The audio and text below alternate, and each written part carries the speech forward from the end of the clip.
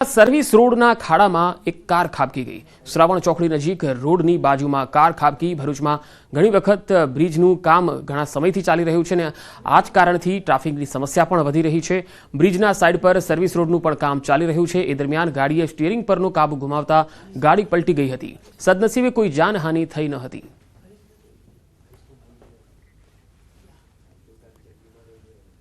Door to ડોરનું બેફામ દોડતા વાહનોનો ત્રાસ। ચાલતી કચરા ગાડીમાંથી પોટલું પડતા મહિલા ઘાયલ થઈ ગઈ। વડોદરામાં બાઇક ચાલક મહિલા ઘાયલ થઈ। બાઇક પર જતી મહિલા પર વજનદાર પોટલું પડ્યું। મહિલા પર કચરાનું પોટલું પડ્યું। બાલ બચી આ મહિલા। ઓવરલોડ સામાનથી ભરેલો હતો ડોર ટુ ડોરનો આ ટેમ્પો। કચરાનું પોટલું પડતા મહિલા ગંભીર રીતે ઘાયલ થઈ। બનાવ બાદ મહિલાનો આરોપ, પોલીસ કે મનપાએ ડોર ટુ ડોર કચરા ગાડીના ચાલક સામે કોઈ જ પગલાં ન લીધા। એટલે સામેથી આ ડોર ટુ ડોર વાહનવાળાનો ટેમ્પો આવ્યો અને એની ઉપર એને છે ને કોથળા મોટા મોટા ભર્યા હતા અને બધા ભરીને છૂટા જ હતા। એટલે એટલો ફાસ્ટ હતો ને કે એક કોથળો ઉચકીને ત્યાંથી ઉડીને સીધો મારા માથા ઉપર આવ્યો। એટલે મારો કંટ્રોલ ગયો એટલે હું પડી ગઈ। એટલે પછી ઘસડી એટલે ત્યાં પબ્લિક ભેગી થઈ ગઈ। પછી એને બધા લોકોએ આમ ઉચકીને સાઈડમાં બેસાડી અને પછી મેં મારા જ મોબાઈલમાંથી પોલીસને ફોન કર્યો। બાકી જો પબ્લિક ના હોત તો આ ડ્રાઈવર ભાગી ગયો હોત। હું જ્યારે હોસ્પિટલમાં હતી ને તો પહેલા શબ્દ મેં એવા સાંભળ્યા કે બેન આવા એક્સિડન્ટ તો થયા કરે। એ પોલીસ વાળા ભાઈએ જાણી જોઈને નથી ભટકાડતા, એમ ઇન્ટેન્શનલી નથી એક્સિડન્ટ કરતા। આવા એક્સિડન્ટ થયા કરે તો માણસ મરી જાય તો કોઈ જીવનો એકદમ સસ્તો થઈ ગયો છે। બધાને ખબર છે કોર્પોરેશનની ગાડી હતી એ કોઈ બેનને ભટકાઈ, બરાબર છે, તો એ કોર્પોરેશન તરફથી કોઈ ફોન નથી આવ્યો। અમદાવાદમાં બુલેટ ટ્રેનની કામગીરી દરમિયાન એક ક્રેન તૂટી પડવાની જે દુર્ઘટના થઈ હતી ત્યારબાદ હવે પરિસ્થિતિ કાબૂમાં છે।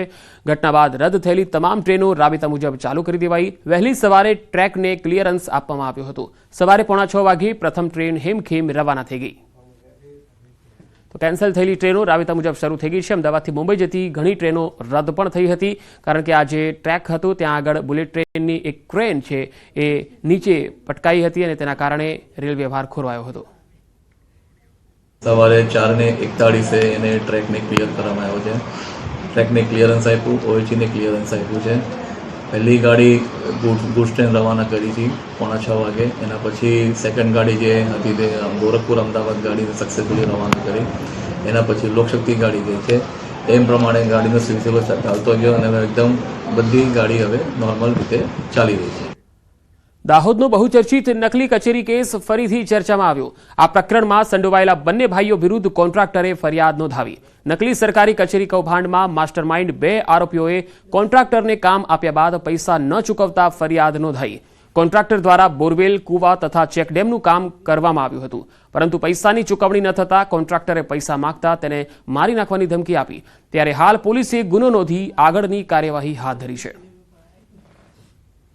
બધું કામ 1,28,00,000 રૂપિયાનું કર્યું હતું। એના અંદર એ પૈસા મેં નથી લીધા। જે તે સમયે જે તે દુકાનોમાંથી મેં માલ સામાન લીધો છે એ દુકાનોના ખાતા નંબર મેં આપ્યા છે, તો એ દુકાનોમાં એ પૈસા આપ્યા છે। જે તે દુકાનોમાં લીધો એ દુકાનોમાં એ લોકોએ પૈસા આપ્યા છે। રેતી, કપચી, સિમેન્ટ, લોખંડ ને જે તે ઇટાચી મશીન, બોરવેલ એમના પૈસા એમને આપ્યા છે ને બધાના એનામાંથી અડધા પૈસા 2-5 લાખ રૂપિયાના બધાના બાકી છે ને એમના એ લોકો એમના મજૂરી ધંધા કરવા આવે ને એમના લીધે એ લોકોના અકાઉન્ટ પર સીઝ કરી દીધા છે ને મારા ખુદનું અકાઉન્ટ સીઝ કર્યું છે। અમને નથી ખબર કે આ નકલી કચેરી ચલાડે છે કે આ લોકો નકલી સરકાર હાથે ફ્રોડ કરે છે ને આજ સુધી અમારા પર એવા કોઈ જાતના ગુના દાખલ થયા નથી। કોન્ટ્રાક્ટરનું કામ કરે છે અને જેની ઓળખાણ 2020-21માં આ કામના જે આરોપીઓ છે એઝાઝ મહેમદ જાકીર અલી સૈયદ અને અબુબકર જાકીર અલી સૈયદ નાઓ સાથે થયેલી। તેઓએ એમને કીધેલું કે ભાઈ અમે તમે મેઇન કોન્ટ્રાક્ટ સરકારી કોન્ટ્રાક્ટ અમે રાખીએ છીએ અને તમારે પેટા કોન્ટ્રાક્ટમાં મારી સાથે કામ કરવાનું છે તેમ કહી એની પાસેથી દાહોદ જિલ્લાના અલગ અલગ જગ્યાએ ચેકડેમો તેમજ અન્ય કોન્ટ્રાક્ટના કામો કરાવડાવેલા। પણ આ કામો કરાવ્યા બાદ આ કામના જે ફરિયાદી છે એમને કોઈપણ જાતનું પેમેન્ટ કે કરેલું નહીં। ત્યારબાદ આ જે ફરિયાદી છે તેમની પાસે અવારનવાર પૈસાને બાબતે પૂછપરછ કરતા આ કામના જે સામાવાળા બંને આરોપીઓ છે તેમના ફરિયાદીને જાનથી મારી નાખવાની ધમકી આપેલ અને એને બીભત્સ ગાળો બોલી, જે અંતર્ગત ઝાલોદ પોલીસ સ્ટેશન ખાતે ગુનો રજીસ્ટર કરવામાં આવેલ છે। ખેડાના માતરમાં મહેલજમાં પુરવઠા વિભાગના દરોડાનો જે મામલો હતો, મોડી રાત સુધી જેન્ટલ એગ્રો ઇન્ડસ્ટ્રીઝમાં પુરવઠા વિભાગના દરોડા ચાલ્યા હતા. સમગ્ર બાબતે જિલ્લા પુરવઠા અધિકારી અક્ષય પારગીનું નિવેદન. ગઈકાલે બાતમી મળી હતી કે મહેલજ ગામે સરકારી અનાજનો જથ્થો છે, જ્યાં તે બાતમીના આધારે મામલતદાર સાથે ગોડાઉનમાં દરોડો કર્યો, જેમાં ગોડાઉનમાં 283 ટન ઘઉં, 63 ટન અને 34 ટન બાજરીના જથ્થો હોવાનું માલુમ પડ્યું. આ જથ્થાનું સ્ટોકપત્ર માંગતા તેઓ રજૂ કરી શક્યા નહોતા, જેના આધારે આ જથ્થો સીઝ કરી કલેક્ટર સાહેબને કેસ સોંપવામાં આવ્યો. અંદાજિત 1.40 કરોડ રૂપિયાનો જથ્થો હોવાનું માલુમ પડ્યું. સરકારી અનાજનો આ જથ્થો છે કે કેમ તેના સેમ્પલ લઈ અને પૃથ્થકરણ માટે ગાંધીનગર મોકલાયા છે.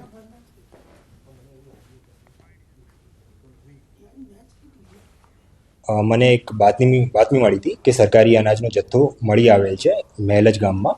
અમને જાણમાં એવું આવ્યું કે જે અનાજનો જથ્થો વધારે મોટો છે, એટલે અમો જાતે અને સાથે સાથે મામલતદાર સાહેબ માતર પણ ગયા હતા સ્થળ તપાસ કરવા માટે, અને ત્યાં સ્ટોક પત્રક અમે માંગવામાં આવ્યું હતું. જે સ્ટોક પત્રક મળી આવેલ નથી, એટલે શંકાના આધારે અમે જથ્થો સીઝ કર્યો છે. ટોટલ આપણે જથ્થાની કિંમત કહીએ તો 1.43 લાખ જેટલો આશરે જથ્થો હતો. અમદાવાદમાં હેલ્મેટ ન પહેરવા બદલ લાખોનો મેમો આપવામાં આવ્યો. યુવકને આવ્યો લાખોનો મેમો. 500 રૂપિયાના બદલે 10,500,000નો મેમો આવ્યો. પોલીસ ચોકી બોલાવી અને લાખોનો મેમો આપતા યુવક ચોંકી ગયો. હેલ્મેટ ન પહેરવા બદલ આ મેમો આપવામાં આવ્યો. ખોખરાના યુવકે પોલીસ કમિશનર ઓફિસ જઈને રજૂઆત કરી. હાજર સ્ટાફે યોગ્ય નિરાકરણ લાવવા માટેની ખાતરી પણ આપી છે. યુવકને લાખોનો મેમો આવ્યો. આમ તો એક વખતનો મેમો છે એ 500 રૂપિયાનો હોય છે. 500 રૂપિયાના બદલે 10,500,000નો મેમો આવતા આ યુવક છે એ પણ ફફડી ગયો હતો. જે વાહન ચાલક છે એ પણ ફફડી ગયો હતો કે આટલો બધો મેમો કેવી રીતે આવી શકે. પોલીસ કમિશનરે રજૂઆત કરી. વધુ માહિતી મેળવીએ. સંવાદદાતા ઋત્વિજ સોની જોડાયા છે. ઋત્વિજ, આજે વાહન ચાલકને 10,500,000નો મેમો આવ્યો છે. શું રજૂઆત કરવામાં આવી અને તેનું નિરાકરણ આવ્યું કે ન આવ્યું? હજી પંકજ, વાત કરીએ તો આ જે યુવક છે, જ્યારે તેને પોલીસ ચોકીએ બોલાવવામાં આવ્યો હતો અને આ મેમો આપવામાં આવ્યો હતો, ત્યારે પોતે પણ ચોંકી ગયો હતો, કારણ કે જેની કિંમત હતી, જે મેમોની દંડની રકમ હતી, તે દંડની રકમ 10,500,000 હતી. એટલે જ્યારે યુવકને આ મેમો આપવામાં આવ્યો હતો, ત્યારે તેણે આ દંડની રકમને લઈને પોલીસ કમિશનર ઓફિસ પહોંચ્યો હતો અને રજૂઆત પણ કરી હતી. જોકે જે હાજર સ્ટાફ તેને મળ્યો હતો, તેઓએ પણ તેને આશ્વાસન આપ્યું હતું કે તેની જે યોગ્ય રજૂઆત છે તે પહોંચાડવામાં આવશે અને યોગ્ય નિરાકરણ પણ લાવવામાં આવશે કે ક્યાંક ને ક્યાંક ભૂલ થઈ હોઈ શકે છે. એટલે જે હેલ્મેટ ન પહેરવા માટેનો જે કાયદેસરની દંડની રકમ છે તે ચૂકવવા માટેની જે આશ્વાસન છે તેને આપવામાં આવ્યું હતું.